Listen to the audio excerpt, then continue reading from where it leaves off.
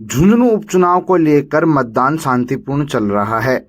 नमस्कार, मैं हूं कृष्ण। आप देख रहे हैं झुंझुनू टाइम्स। संवेदनशील मतदान केंद्रों पर जिला निर्वाचन अधिकारी रामोतार मीणा व एसपी शरद चौधरी ने विशेष नजर बनाई हुई है और उन्होंने निरीक्षण भी किया है। झुंझुनू शहर के शहीद कर्नल जेपी जानू राजकीय उच्च माध्यमिक विद्यालय व जेके मोदी राजकीय उच्च माध्यमिक विद्यालय स्थित संवेदनशील मतदान केंद्रों का जायजा लिया गया है। मतदान में सहायता कर रही आंगनबाड़ी कार्यकर्ताओं की हौसला अफजाई भी की गई है। सुरक्षा व्यवस्था का भी निरीक्षण किया गया है। शहीद कर्नल जेपी जानू राजकीय उच्च माध्यमिक विद्यालय स्थित संवेदनशील मतदान केंद्र का ये जायजा लिया गया है और आपको बता दें कि सुबह 9 बजे तक का जो आंकड़ा है मतदान का वो 9.88% रहा है। आपको बता दें कि मतदान का जो प्रतिशत यानी कि मतदान अगर अधिक होता है तो कहीं न कहीं भाजपा को फ़ायदा हो सकता है। अगर मतदान कम रहता है तो वो भाजपा को नुकसान दे सकता है, ऐसा जो राजनीतिक के जानकार हैं वो बता रहे हैं। साथ ही झुंझुनू विधानसभा उपचुनाव में स्काउट्स का सहयोग भी सराहनीय है। प्रत्येक बूथ पर मतदाताओं की मदद करते हुए नजर आ रहे हैं। दिव्यांग मतदाताओं को बाहर से मतदान बूथ तक ले जाने में सहयोग कर रहे हैं। जिला निर्वाचन अधिकारी रामोतार मीणा के निर्देशानुसार स्काउट सीओ महेश कलावत के निर्देशन में ये कार्य किया जा रहा है। रामगढ़ में मताधिकार को लेकर उत्साह देखा गया है और 14.64% मतदान हुआ है। वहीं दौसा में 8.72, देवली उनियारा में 8.53, चौरासी में 10.54%, खीवसर में 10.62 और सलुम्बर में 10.66% मतदाताओं ने अपने मताधिकार का प्रयोग किया है। नमस्कार, राजेंद्र जी जुड़ गए हैं हमारे साथ। राजेंद्र जी, जो झुंझुनू का उपचुनाव है वो त्रिकोणीय तो नजर आ रहा है, साथ ही जो मतदान का प्रतिशत रहेगा, जैसे 9 बजे तक 9.88% झुंझुनू का जो आंकड़ा सामने आया है, प्रतिशत मतदान का आंकड़ा सामने आया है, उसके बाद आपको क्या लग रहा है कि अगर ज्यादा मतदान होता है तो किसके पक्ष में फायदा हो सकता है और कम मतदान अगर होता है तो किसको नुकसान उठाना पड़ सकता है? देखिए डसर जी, पहली बात तो ये है कि कम परसेंटेज होना किसी भी लोकतांत्रिक व्यवस्था में उचित नहीं है, क्योंकि मतदान का तो सभी को प्रयोग करना चाहिए और ये अवेयरनेस होनी चाहिए कि सभी लोग मतदान करें। लेकिन अब बात ये हो रही है कि ज़्यादा और कम मतदान की झुंझुनू के विधानसभा चुनाव को परिप्रेक्ष्य में देखें तो कम मतदान होना भाजपा के लिए नुकसानदायक होगा। इसका कारण मैं बता देता हूँ, क्योंकि जो मुस्लिम कम्युनिटी है वो ज़्यादा मतदान करेगी, वो 90% तक मतदान करेगी या हो सकता है 95% भी कर दे। और जो हिंदू कम्युनिटी है उनका मतदान यदि कम होता है तो वो भाजपा के पक्ष में नहीं जाएगा, क्योंकि भाजपा ने एक तरह से ध्रुवीकरण कर दिया है इस चुनाव में। दूसरी बात मैं ये देखता हूँ कि यदि संभावनाएं होती है राजनीति में, दशा जी आपको पता है, संभावनाएं ये हैं कि यदि मुस्लिम समुदाय गुड्डा जी की तरफ खिसकता है तो कांग्रेस के लिए नुकसान है और कांग्रेस नुकसान नहीं, कांग्रेस का जीतना मुश्किल है।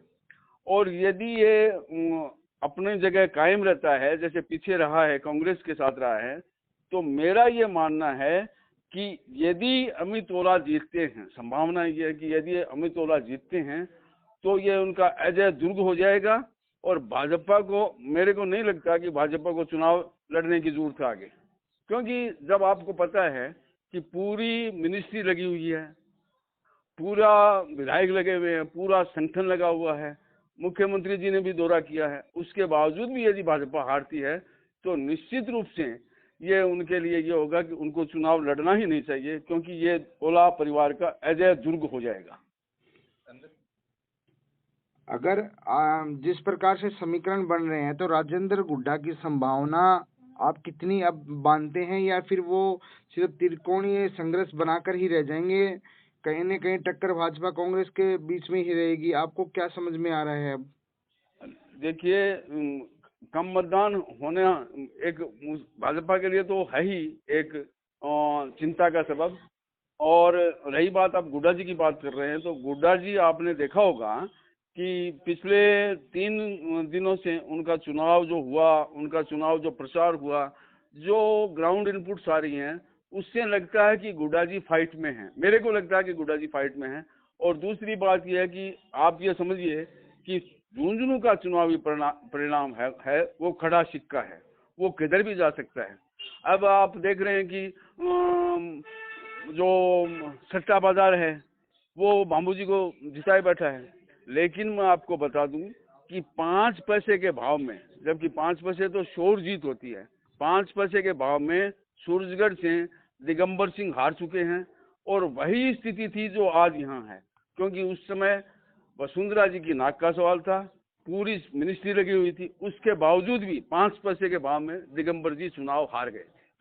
राजेंद्र जी, एक चीज और आपसे जानना चाहूंगा कि कहा जा रहा है कि निर्दलीय का जो चुनाव होता है वो काफी कमजोर होता है, लेकिन यहाँ की जो परिस्थितियां बन रही है झुंझुनू उपचुनाव में, राजेंद्र गुड्डा उदयपुर वाटी से आते हैं झुंझुनू में, जहां उनका वोट बैंक कहा जा सकता है कि कुछ भी नहीं था। जिस प्रकार से आपने कहा है कि जिस प्रकार से भीड़ भी उनकी सभाओं में आई है, कार्यक्रमों में आई है, तो ये जिस प्रकार से भीड़ उमड़ी है, क्योंकि उनका यहाँ झुंझुनू कोई बेस नहीं था वोटों के हिसाब से या समर्थन के हिसाब से, फिर इतने लोगों को मतलब जुड़ जाना, कहीं न कहीं वो वोटों में कन्वर्ट होना नहीं होना, इसकी संशय की स्थिति क्या बनती है, या फिर ये लगता है कि अगर जनता जुड़ी है तो वो कहीं न कहीं वोट भी करके जाएगी? क्योंकि लोग यही कह रहे हैं कि भी निर्दलीय के साथ हो सकता है कि लोग जुड़े हों, लेकिन हो सकता है वोट में वो चीजें कन्वर्ट नहीं हो। देखिए, गुड्डा जी राजनीति में अपने आप में एक ब्रांड है। वो हर बात में चर्चा में रहना चाहते हैं। आपने देखा कि लाल डायरी को लेकर वो बड़े चर्चित थे और अपने बयानों को लेकर बड़े चर्चित थे। उन्होंने एक तरह से इस चुनाव को आप ये समझिए हरियाणा वाला चुनाव बना दिया। जैसे हरियाणा में जाट वर्सेस अदर कास्ट थी, तो उन्होंने इस चुनाव को उस हिसाब से बना दिया। अब यदि भीड़ की बात करें, यदि जिस तरह से भीड़ गुड्डा जी के आम सभाओं में थी, यदि वो वोटों में कन्वर्ट होती है तो निश्चित रूप से गुड्डा जी के पक्ष में रहेगा और गुड्डा जी कुछ नया कर सकते हैं। और मैं तो ये कहूँगा कि डॉक्टर मूल सिंह जी के बाद यदि कोई जीतता है चेहरा तो गुड्डा जी होंगे निर्दलीय के रूप में। और आपने एक बात और देखी होगी गुड्डा जी, एक बात और निकल के आ रही है दत्ता जी इसमें, इन चुनावों में जो हुई थी, जो सभाएं हुई थी, आपने देखा होगा कि भाजपा ने कभी गुड्डा जी के ऊपर प्रहार नहीं किया।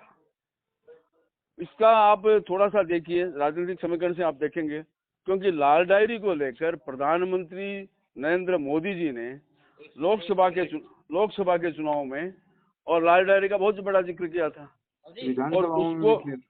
और उसको उन्होंने एक तरह से चुनावी माहौल बना लिया था। लेकिन आप यहाँ देखेंगे कि इन चुनावों में लाल डायरी का कहीं जिक्र भी नहीं था और न गुड्डा जी के ऊपर इतना प्रहार था, केवल कांग्रेस के ऊपर ही प्रहार करते रहे, वंशानुगत राजनीति को लेकर बात करते रहे। लेकिन आप ये देखिए कि यदि भाजपा की बात करें तो भाजपा में भी मैं इसको वंशानुगत राजनीति मानता हूँ।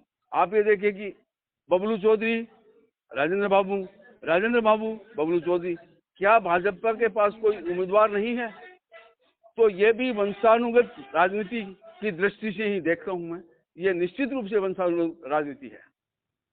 दूसरा, आपसे मैं लास्ट कमेंट ये भी जानना चाहूंगा कि क्या अभी भी आप यही मान रहे हैं कि त्रिकोणीय संघर्ष रहेगा, या फिर अभी भी जो पार्टियां हैं वो भी कहीं तीसरे नंबर पर खिसक सकती हैं, ऐसा कुछ समीकरण आपको लगता है? या फिर भाजपा कांग्रेस के बीच में टक्कर रहेगी, हो सकता है तीसरे नंबर पर निर्दलीय रहे, और समीकरण अगर जिस प्रकार से हम देख रहे हैं उसी प्रकार से अगर समीकरण रहे तो राजेंद्र गुड्डा पार्टियों को भी पीछे छोड़कर आगे निकल सकते हैं, ऐसा ही कुछ समीकरण बन रहा है? देखिए, मैंने आपको पहले कहा था कि ये चुनाव परिणाम मुस्लिम वोटों के ऊपर आधारित है।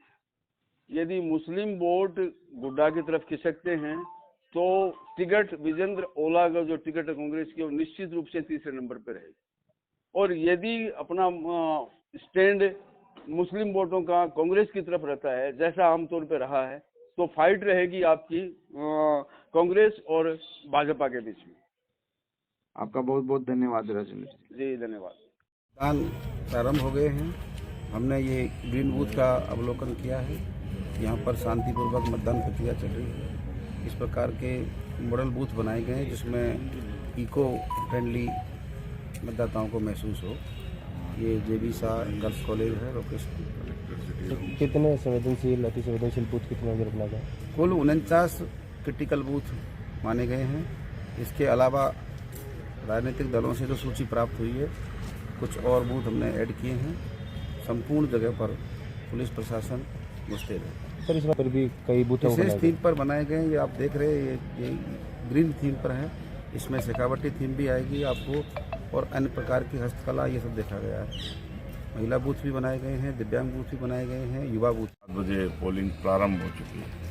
हमने लगभग 1650 लोग अधिकारी और कर्मचारी, कांस्टेबल से लेकर एडिशनल एसपी तक इस पूरी चुनावी प्रक्रिया को निर्बाध रूप से शांतिपूर्वक संपन्न कराने के लिए लगाए हुए हैं।